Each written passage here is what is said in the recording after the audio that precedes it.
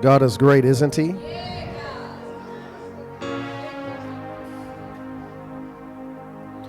We ought to come with a determination mentally that when I show up, my intent that when I leave the house, when I know I'm headed in that direction, I need to have my mindset, I'm coming to lift him, I'm coming to extol him, I'm coming to exalt him, I'm coming to praise him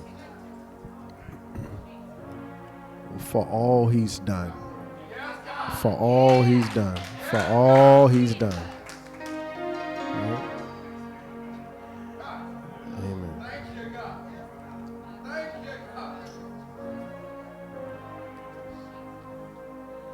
And my mentality is not to entertain, to be entertained, or to seek some sense of fulfillment, but rather my heart's desire is to give.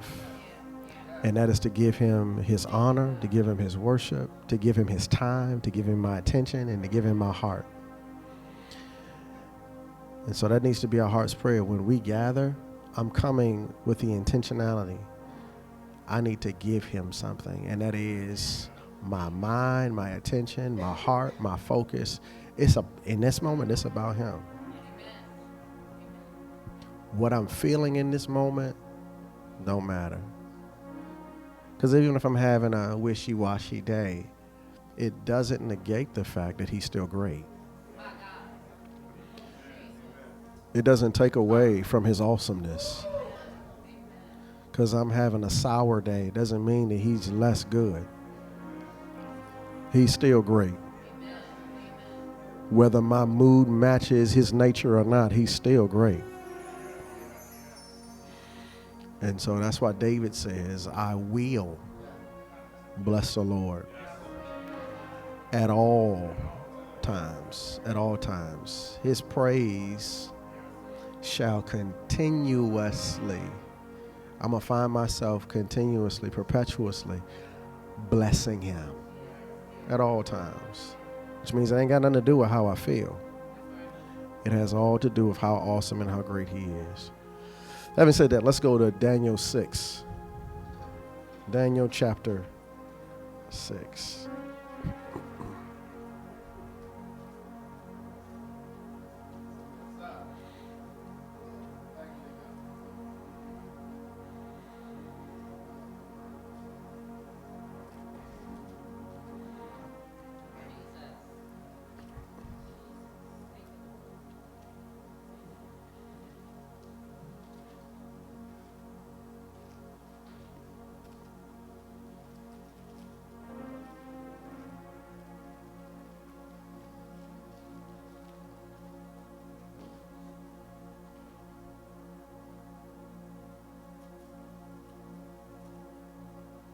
Daniel chapter 6, we'll start with just one verse.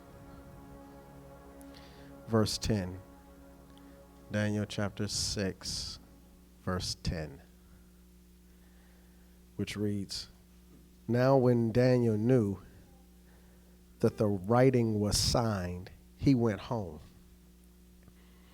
And in his upper room, with his windows open toward Jerusalem, he knelt down on his knees 3 times that day and prayed and gave thanks before his God, as it was his custom since the early days. That's his custom.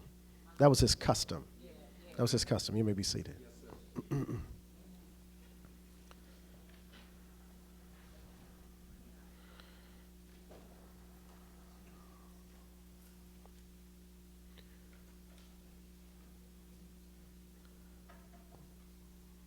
I want to share from the thought, the ingredient of an excellent spirit. The ingredient of an excellent spirit.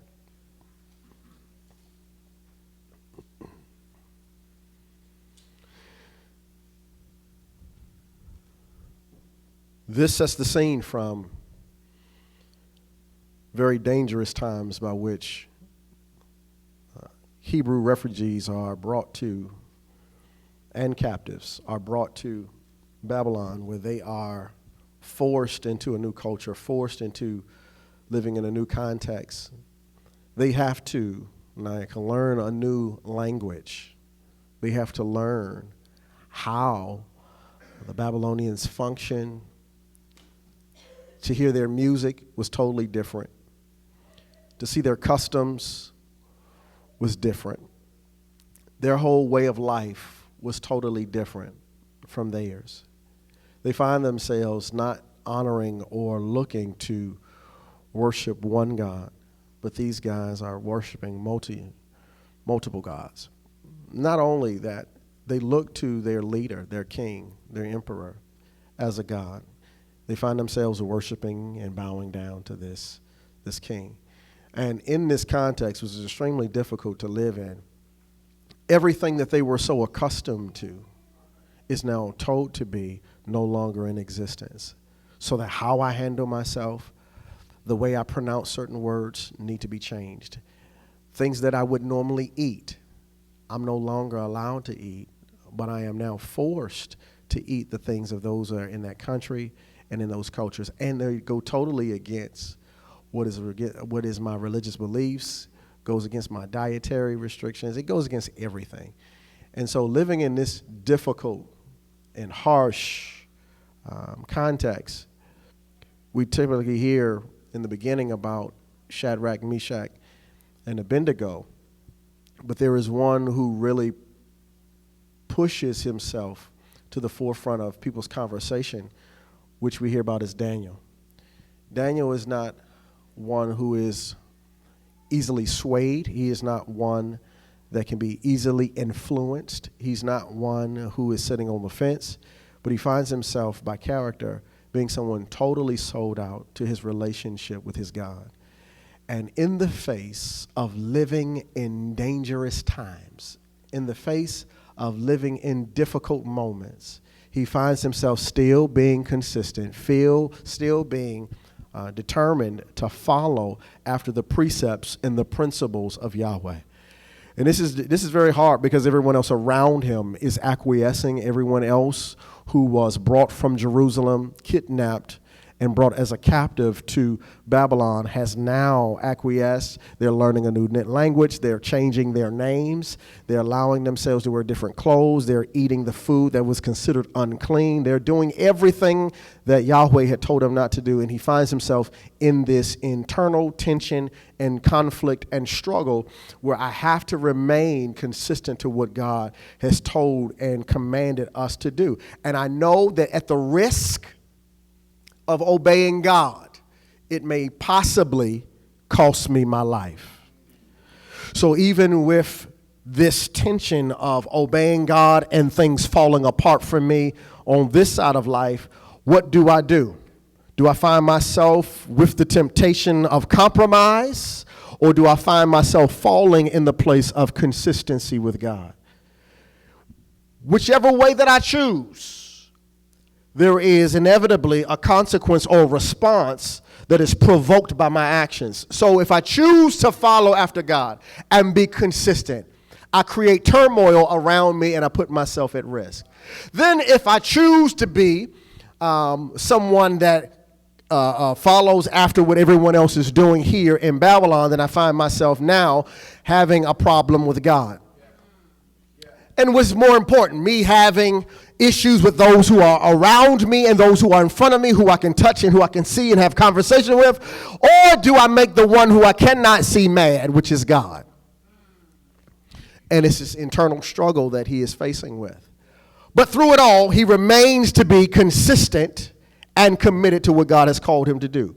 So you find him then following after even consistent patterns, even as he was when he was in Jerusalem. Every day when he was in Jerusalem, he would find himself in a moment of prayer. Every single day, he found himself in a moment of prayer. Even after being invaded by the Babylonians and they were captured and chained and dragged all the way to the east, to Babylon, he still found himself being consistent with his prayer life. He now has a ruler over him that speaks a different language. They eat different food. The culture is different. They do not believe in Yahweh. They find themselves in a very difficult situation, yet and still, he still finds himself to be consistent. And one of the things that we need to note here here is that when everybody else around me is tempted to do something different, there is still an expectation from God for me to remain consistent. When everybody in my family gives in, when everybody around me on my job doesn't seem like they know God, they may say they go to church on Sundays, but Monday through Friday they act like they don't know him. The conversation doesn't lean to the fact that they know God. The music that they listen to doesn't reflect that they listen to God. I am still responsible for honoring and walking in the precepts of God. Daniel finds himself walking in consistency. So much so that it captures the attention of his enemy. To the degree that because of the way he carried himself with a level of integrity as a captive, the way he carried himself in character as a captive, the way that he handled himself in his personality, in his disposition, in his body language, how he interacted with those who are around him, who are foreigners to him, he still carried himself with a level of godliness and uniqueness that the enemy decides, I need to put you in a level of leadership. You're not like any of us. And because you do things, even though you don't want to do it, you still handle your business with a level of care and consistency that gets my attention, that I have to be able to note you function in a level of excellence. You may not like the role that you have in my kingdom. You may not like the people that you got to work with. You may not like the clothes that you have. You may not like the context by which you live in. But somehow, being in an undesirable place and at an undesirable time around undesirable people, you still function under excellence. To the degree that his level of consistency of operating in excellence promotes him to a place where he is now in charge over the whole realm over Babylon. He's not, this is major, he's not a native of Babylon. He's from Jerusalem. He is considered a foreigner who is learning to speak the language. And for one who comes learning to speak the language, someone who is not from Babylon, who was a captive, who came in as a slave, came in under a different name, came under a different language, under different eating habits, different religious systems, he is now pushed and promoted all the way up to ranks. Now he is over people. And it is noted in verse 3 that the reason that the king promotes him to be in charge over the whole realm, second man in charge, is because he functions with an excellent spirit. How do I function under a context and under pressure over situations that I do not like? Do I still operate in good? Do I operate in average? Or do I operate in a level of excellence? How do I function around people that I cannot stand? And people who think differently than me, who operate differently than me, or believe differently than me? Do I operate under good, under better, or do I operate under excellence? And he found himself under every harsh condition still functioning in a level of excellence. He is now promoted because an excellent spirit, not just an occasional moment or burst of excellence. He has a spirit of excellence, which means that everything that he does it to the best of his ability, and he's still seeking to take it up a notch.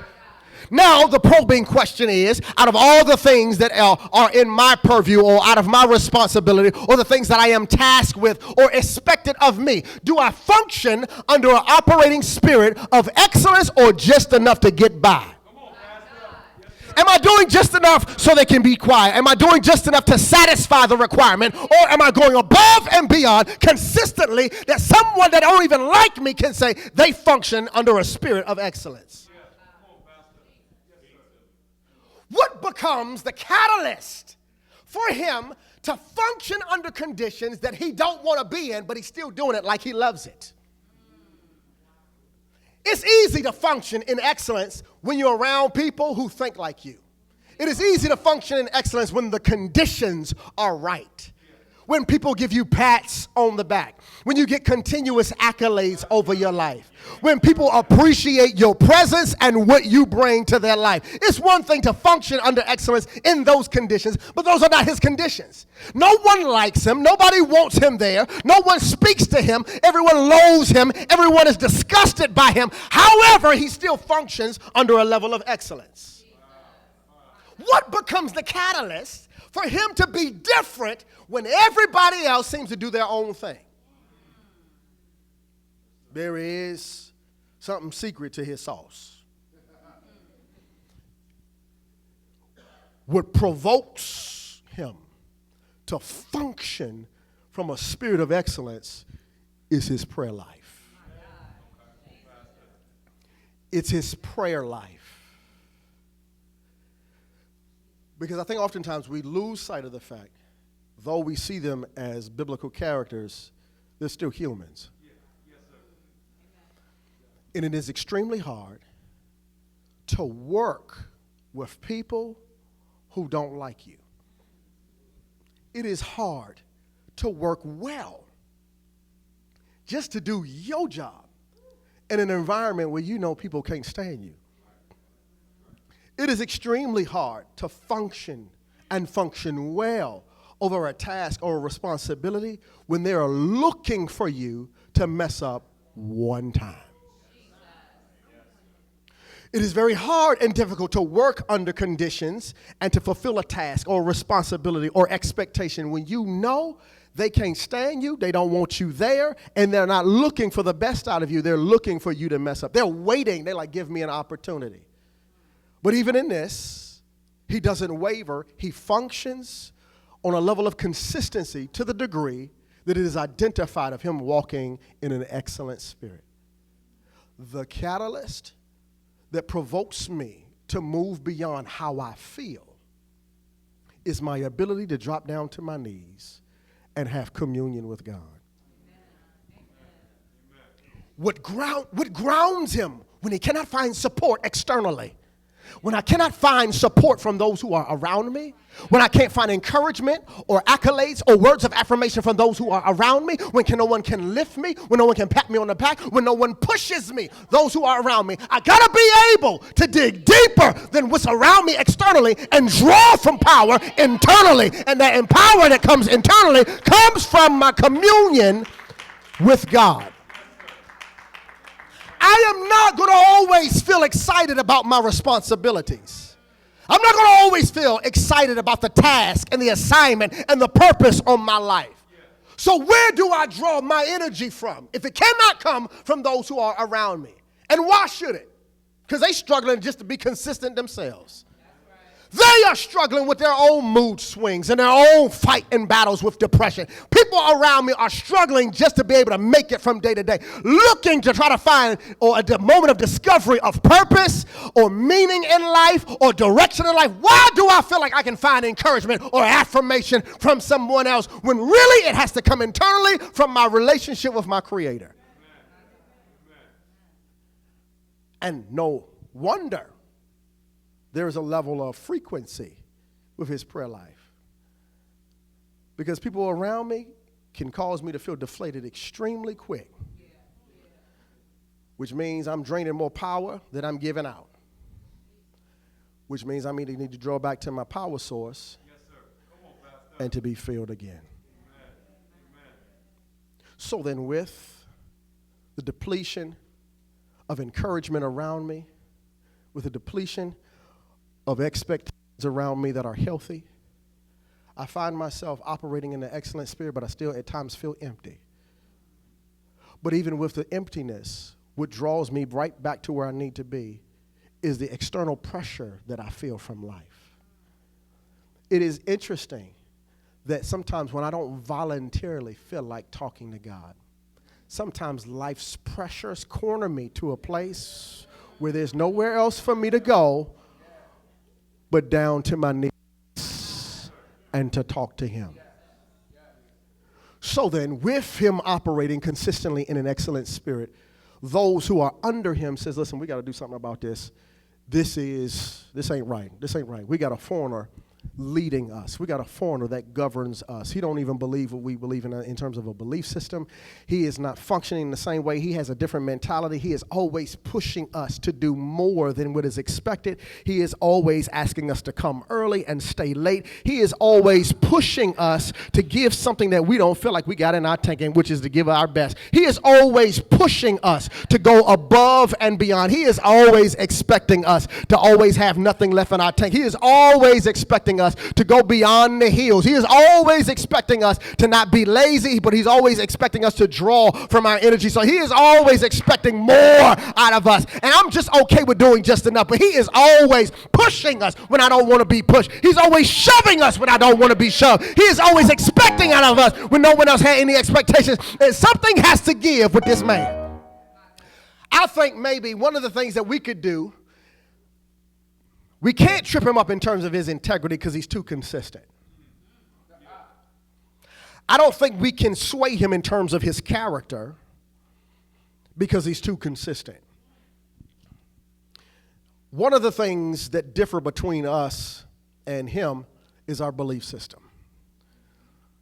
Maybe perhaps we can talk to the king and we should mandate about this prayer thing. Because I noticed that instead of going out for his 15-minute break to go smoke, he keep going off to go pray. We got to do something about that. He's doing too much with that. Maybe if we can get something in writing, formalized and decreed, once the king puts it in motion, it cannot be undone. Even if the king changes his mind later, it can't be undone. So maybe if we can put something formalized about how he functioned in his consistency in his prayer time. Maybe we can set some boundaries to this. Maybe we can just get him to curtail his prayer life. That's enough to cut him out of his position. Because we recognize there's a correlation between where he is right now, operating in an excellent spirit, and his prayer life. Because the more he prayed, the more attention he got. The more he prayed, the more doors opened up for him that shouldn't have opened. The more he prayed, more favor abounded to him. The more he prayed, the more influence he had. The more he prayed, things just start falling into place. I recognize a correlation between his prayer life and things that are happening around him. So maybe if we can interrupt this by sabotaging opportunities for him to pray. Maybe that'll work. So they go to the king and they talk about let's create a decree where there's some constraints on his belief system. If you could put these things in motion, this will help us out a lot. We feel like you should be the only one that's getting attention here. There shouldn't be someone working for you, toiling for you, making decisions on your behalf, and they don't worship you. That's inappropriate. That's inappropriate for someone to be working in this environment and they want to talk about God. It is inappropriate for us to be in public forums and their mentality is, we got to pray about this. Every time we're getting ready to make a major decision or go in a direction, the first thing that comes to his mind is he's talking about he need to pray about it. He don't just make rash decisions. He don't make decisions off the cuff. He needs to steal away for a moment to pray and talk to some God, and then he comes back with answers. No, we need to change that. The only one that holds the answers is you. And so we would prefer him to talk to you before he starts talking to his God, wherever that is. Could you put this and formalize? Because I think it speaks well of his honor for you. It speaks well of his admiration for you. And if he's going to be in leadership, he got to have some type of respect for you, that he needs to honor you. So the king signs off the decree. So interesting that when the word gets back to Daniel that it was signed for him not to be doing this, Daniel immediately, I'm getting ready to take my break. He goes back home, goes up in the tower, opens up the windows, gets in his favorite spot. It's the spot on the floor that always had these two dark spots. It's the spot from where his knees are. And he gets right in that same spot with the windows open towards Jerusalem as he is literally on his knees, looking out the window, facing towards the west, towards Jerusalem. He begins to pray. I want you to write 3 things down and we're gone. Under dangerous conditions in my life, under difficult situations in my life, there's several things that my spirit needs in order to have the ingredient for an excellent spirit. Number 1, my prayer life has to have discipline. My prayer life has to have discipline. His prayer time with God was not for God to rescue him out of this predicament that he was in. His prayer life consisted of, God, what is it you want to say to me in this moment? We typically use God like an emergency response team. We often think that my prayer is a 911 call and that the angels function as EMTs. But the only time that I ever speak to God is to get me out of an emergency, then you really don't have an in-depth relationship with him. Let's use this on a very practical level.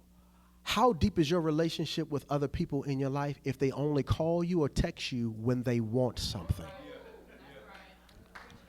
What is the depth of that relationship? How do you define that relationship? How do you feel? Let's take a break for a moment. CJ, how do you feel when someone only calls you when they want something? Pam, how do you feel when the only time that they know your phone number is when they want to ask you for something? How in depth is that relationship? How do you feel when they only know the only time they say your name, Roxanne, is when they put it in a sentence, can I have? Can I borrow? Can you lend me? Will you extend to me? Can I pay you back? How in depth is the relationship? There's a few folks I've joked with around here. Like, I don't hear from you. You don't never call my phone until need something. No. Don't ask me. Ask me how I'm doing first. Oh, you know I not care how you doing. Well, you didn't say it. But he was disciplined in his prayer time. He was disciplined. That no matter what was going on, no matter what his responsibility was, no matter what his task was, no matter what was expected of him, no matter where he was in Babylon, he took moments 3 times out of his day to say, listen, I'm getting to the part of my day I have to pause. While others take a moment to go to get something to drink, others take a moment to have a little black and mild, other people take a moment to have a cig, I'm going to have a moment to talk to God. I need a cigarette to kind of get my nerves together. Well, I need to pray to get my heart together. Because if I stay here another 5 minutes, I'm going to cuss you out. If I stay here, I'm going to get an attitude. I'm going to start slamming stuff down on your desk. So I need a moment to be able to pull back and talk to God. Because I need to check my mind and my heart in this moment. And the only one that can constrain me from getting loose on you is the Almighty God. Sometimes we just need to be disciplined to be able to talk to God. What is it you're saying? So he drops, what are you saying to me? What are you saying to me? But he signifies, this is important, he prays with the windows open, meaning there is no constraints for me to be able to talk to you. And I'm facing towards the west. I'm praying towards where I'm from. I'm praying towards Jerusalem. I'm praying Jerusalem, the place or the city of peace. I am praying to a place where there is peace. I am praying to the center of the earth where the peace of God is. I'm praying for his peace. And in this level of discipline, I'm not only praying for discipline, but I'm also praying for direction. He drops to his knees, facing west out of his window when there is restricted for him to even be praying. He is very committed to this. He is praying with direction. My prayers ain't all over the place. I'm very clear about where I need to be praying to the place of peace so that when trouble times come, and they are coming for me, I recognize that there is a plan, there's a strategy, there is an onslaught of people who are talking behind my back. There are people who are trying to push me out of my role because I've only been trying to function in excellence. And the only thing that I need to be able to pray for in terms of direction is give me peace out of all the stuff I got to face today. I ain't asking you for stuff. I just need peace. And it is very rare that we're asking God for the one thing that coats every ailment, peace. I'm asking for stuff. I'm asking for opportunities. I'm asking for doors to be open. I'm asking for favor. I'm asking for an overflow of blessings. But when I got somebody who's plotting to take me out, I don't need no blessings. What I need is your peace. What I need is for you to regulate my mind and keep me in a place that I'm operating under your spirit. What I really need is to make sure that when things are topsy-turvy, I can remain consistent. I can remain in my foundation. I can remain focused in you. I can remain disciplined. And the only thing that's going to give me that is your peace. When was the last time my prayer life consisted of, God, just give me your peace? Just give me your peace. I don't know what to do in this situation. I feel antsy. I feel anxious. I feel a little afraid. I feel a little frazzled. But what I need is not for you to rescue me. I just need some peace. I just need peace. Because the intrinsic ingredient of peace is to bring wholeness or completeness to who you are in that moment. And most of the time, I'm asking for him to rearrange everything externally, but his peace addresses what's going on internally. Yeah. That's why Jesus says, peace I give you, not as the world gives, but as I give unto you. That's what you need. What I'm about to leave with you is peace. Not stuff. You need peace. You need peace. You asking for temporal things, but I'm giving you something eternal to function in your physical realm. I need to give you peace. Peace. Peace. Yeah. So there is, number one, discipline. Two, his prayer life had direction. And then lastly, he was diligent. He was diligent. He would get on his knees and pray 3 times a day. Some of us need to move to the place that I am aspiring to have a heart like Daniel. That I'm not praying to him just on Sundays. That I'm not praying to him because I just got a Popeye sandwich and I'm calling it grace.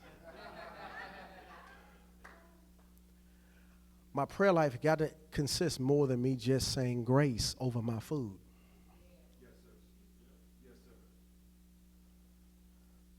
Well, my prayer life need to have a level of diligence to it. That there's a level of frequency that I want to be in his presence. I want to talk to the Father. My life is designed so that there is a component of me that yearns for direction. There's a part of me that yearns because I don't know. There's so many gaps that are in front of me. So that when I don't have the ability to function in discernment, it provokes me to say, God, I need you to tell me what's next. And the mature side of me recognizes I can only see beyond the next 2 seconds. At best, I'm only imagining. There's imagery of what I think is going to unfold, of which the imagery may not even be accurate. So if I don't really know for sure what's going to unfold, it should prompt me to say, God, I need you to tell me what I ought to do next. Not really focus on what is about to be next, but what I need to do in the next moments. Because what I do determines what I'm getting ready to see. So I really need you to tell me what's next. And the way that I handle that is by the level of frequency I'm talking to you. Because trying to have a conversation with you once a week on a Sunday ain't enough to tell me what I'm going to do on Thursday. So there needs a level of diligence that I'm talking to him. For Daniel, it was 3 times a day. It would be great if we can do 3 times out of a week. But to get half of this room to join a call at 9 o'clock, to get half of this room to join a call at 9 o'clock for 15 or 20 minutes, just to talk to God. You ain't got to lead it. Just join in and say, God, I agree with this. I agree with what he's, yes, God. To get half of this room to join on the call at 9 o'clock, after all of your responsibilities, most of your responsibilities are gone and over with. To do that, to get half of this room, that is unreasonable, and that is an unrealistic expectation. But Daniel did it 3 times a day. 3 times a day. To get half of this room. No, let's reduce it. Let's just make it even more real. Let's to get 3 of y'all on the call for Thursday. To get 3 of y'all to talk to God on a Thursday, to say, look, let's do it corporately. Now, I know you guys talk to God when y'all about to eat your food, but let's talk to him outside of your meal time, right? Let's do it together as a spiritual family, because everybody in this room is going through a challenge. Everybody in this room is under attack, and I think it is wise for all of us to come together, because the Bible says where 2 or 3 are gathered together, touching and agreeing on anything, I'll be in the midst. That when 2 or 3 come together, something dynamic happens, but I can't get 2 or 3 to even say, listen, at 9 o'clock, I'm going to just be on the phone. I'll be on. I can't do that. I forgot. I had something else I had to do. Or whatever excuse that you can come up with that is very creative in that moment. It doesn't matter, but it is extremely hard. But to have a mindset and a mentality like Daniel, which is I am pursuing God with, it's too much on the line for me not to talk to him. That every opportunity that exists for us to do it to collective as a spiritual family, I'm in. You about to talk to God? Can I join in that prayer? I'm in. Somebody in your family is going through, I'm in. You going through a calamity? Let me join in that. Because I recognize that when I join my anointing with your anointing, something dynamic happens. I want in. I want in on that. You getting ready to put the devil to flight? I want in on that. You ready to put demonic entities at flight? I want in on that. Your faith is failing in this moment. Let me join on that prayer call. Let's change some things around. You feel like you're broken and wounded in life. Let me join in on this prayer life. Let me get on some of this and let's put some of this stuff to flight. Let's put some of this stuff away from us. Some of us got to be determined enough that I care enough about God. I care enough about his people that I want to get in his presence and have a conversation with him. The most underutilized weapon that believers, his disciples, his children, his loved ones have is their prayers. We're more likely to praise before pray. We're more likely to fall out on the floor than before we drop on our knees. We'll run around the church before we run to prayer. And he's just saying a lot of the stuff that you've been worrying about, some of the stuff you've been agonizing about, some of the stuff you got yourself in, if you'd have just talked to me about it that week, some stuff you could have avoided. I would have told you in your prayer time, but I can't seem to get your attention. There are more people right now plotting to watch power than they are to get some power.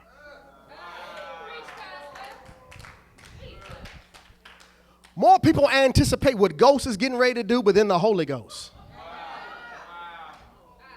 For those who don't have stars, I'm talking about a mini-series that is in its final season, and everybody is waiting for its premiere. Right? They're ready to hear what Ghost is getting ready to say. That Ghost. That Ghost. That Ghost. That ghost ain't holy, but they want to hear from that ghost. They want to see that ghost. They want to see his actions. They want to see him operating in power. That ghost operates in power. Thursday nights, I'd be too tired. Will you sleep at 9:01? No. Does it take a lot of energy to do this? No, it don't. No, it don't. What would you say? What's that? You was asleep? Because I saw some posts on Facebook around 11:24. Don't do it. Don't do it. Don't do it. Don't do it. Don't do it. Don't do it. I'm cocked and loaded today. I'm ready. No.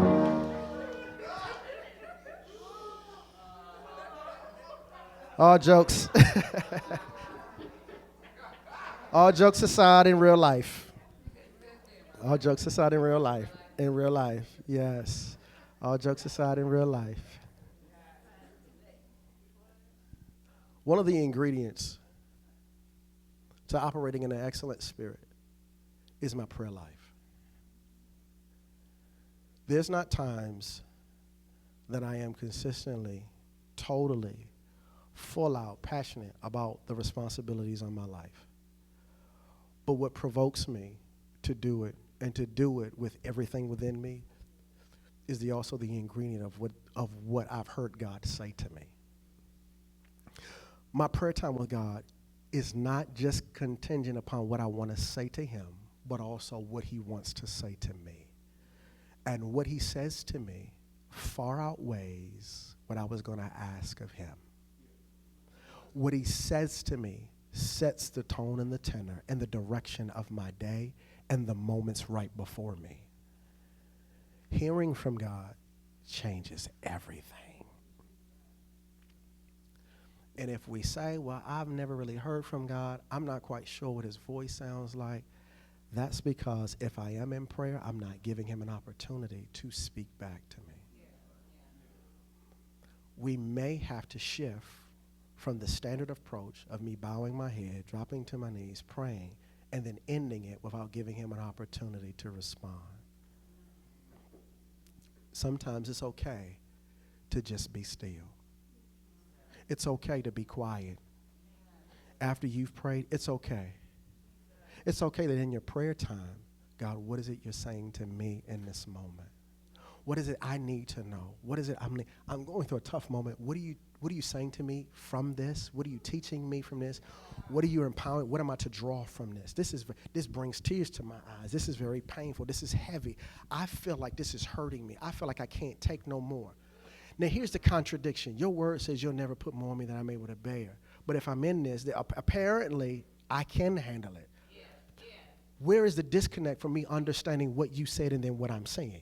Yeah. And I need you to speak to me. I don't need to figure it out. I just need you to tell me. Especially when he says, if you call upon me, I will answer you. The promise is you call, I'll answer. You call me, I'll answer. You call me, I'll answer. You call me, I'll answer. You call me, I'll answer. And I'll show you great and mighty things which you know not. I'll tell you. I'll tell you everything that you want to know concerning this moment. But you got to first call on me. I'll give you direction. This is why I'm here, to lead you and to guide you. This is why I put my Holy Spirit in you. So that you don't have to go through life feeling like you have no direction at any point. When you're like, I don't know what to do. That's the moment you say to yourself, I don't know what to do. That's the moment it ought to be, I need to talk to him. Because he says, I've come that you not be comfortless. I've given you my Holy Spirit. But oftentimes we don't recognize, as we said on Wednesday, we don't often recognize the wondrous works of his voice until we've made a decision outside of his will, and we'll look back and say, something told me not to go there. Something told me not to do it. When all along it was God speaking to me.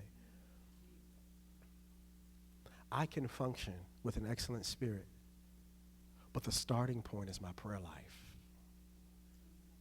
He wants me to be disciplined. He wants me to have direction in my prayers.